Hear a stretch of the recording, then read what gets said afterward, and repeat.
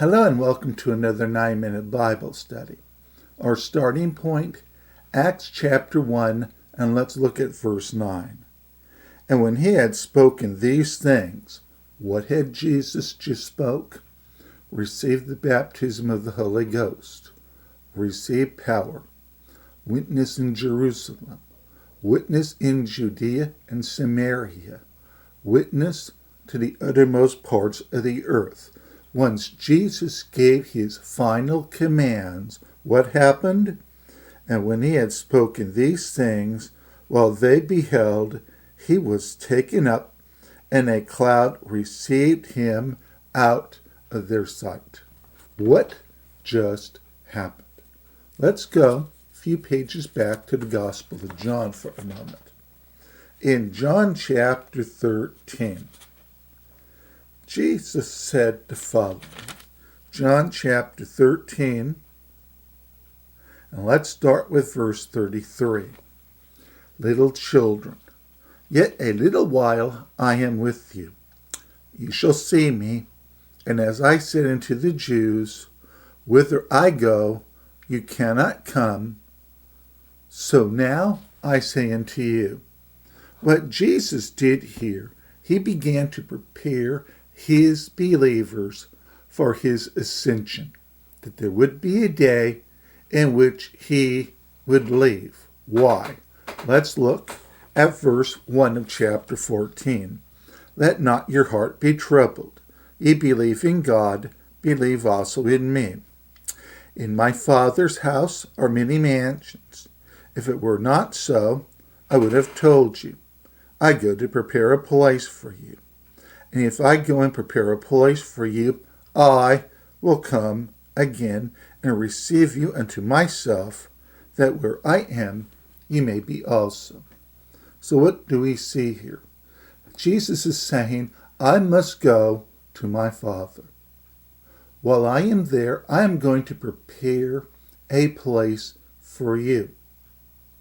And right now, with Jesus at the right hand of the Father, Jesus is doing just that. He is preparing a place for us to be at the right hand of the Father. Let's move ahead a few pages. And let's start by looking at verse 5 of chapter 16, where it says, But now I go my way to him that sent me. Jesus is saying, I am going back to my Father. That was literally fulfilled, Acts 1:9. I'm going back to my Father. And none of you ask me whither you go. But because I have said these things unto you, sorrow has filled your heart. Verse 7. Nevertheless, I say to you, it is expedient. It is in your best interest for you that I go away. For if I go not away, the Comforter will not come unto you. But if I depart, I will send him to you. So what did Jesus say? It was in the best interest of the disciples. It was in the best interest of the church. And looking long term, it's in our best interest right now that Jesus returned to the Father. Why? Because Jesus then was able to ask the Father to send the Holy Ghost, which he did. And now we can operate with Holy Ghost power. Now we have the leading and the guiding of the Spirit in our lives. Why?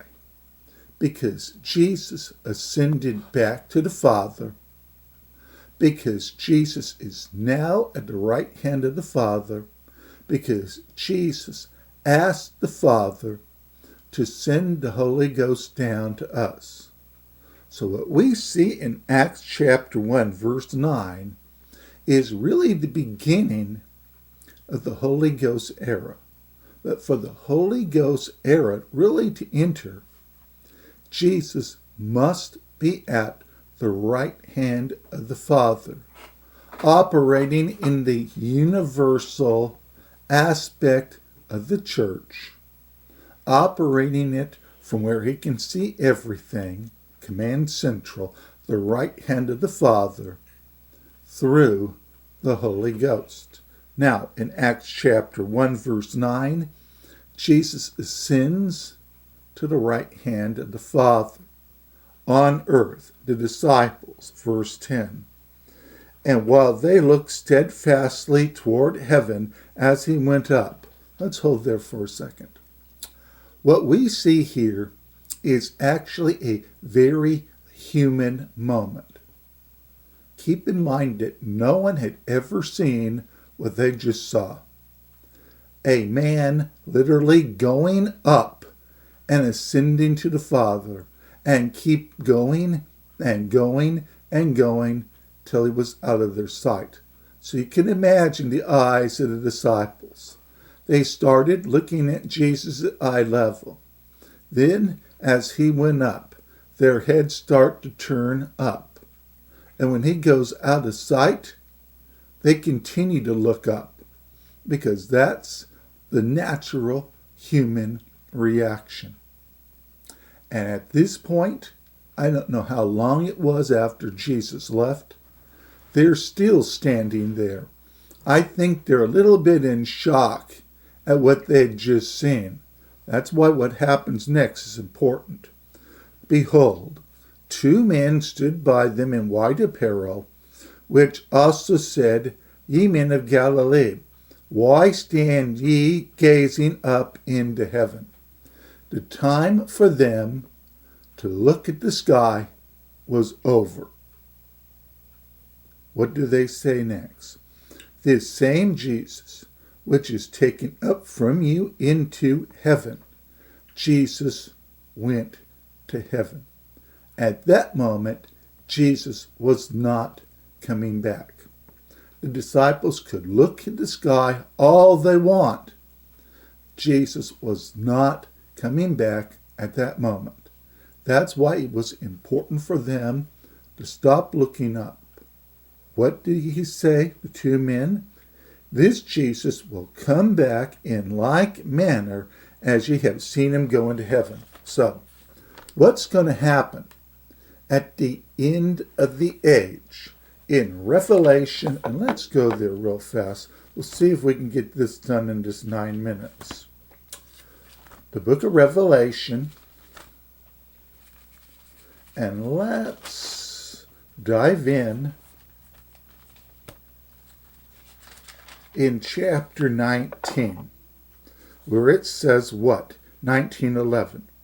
And I saw heaven open, and behold a white horse, and he that sat upon him was called Faithful and True, and in righteousness he doth judge and make war. What do we see here? We are going to see Jesus come back. At this point, he is leading the heavenly armies to win the final battle against the Antichrist and his army. Now, at this point, Jesus is going to return. Now, we the believers, what's going to happen to us? We're going to be caught up to be with Jesus 7 years earlier. So, do we have to wait around for Revelation 9:11? I'm going to leave you hanging there because that's our time. We'll see you in the next lesson.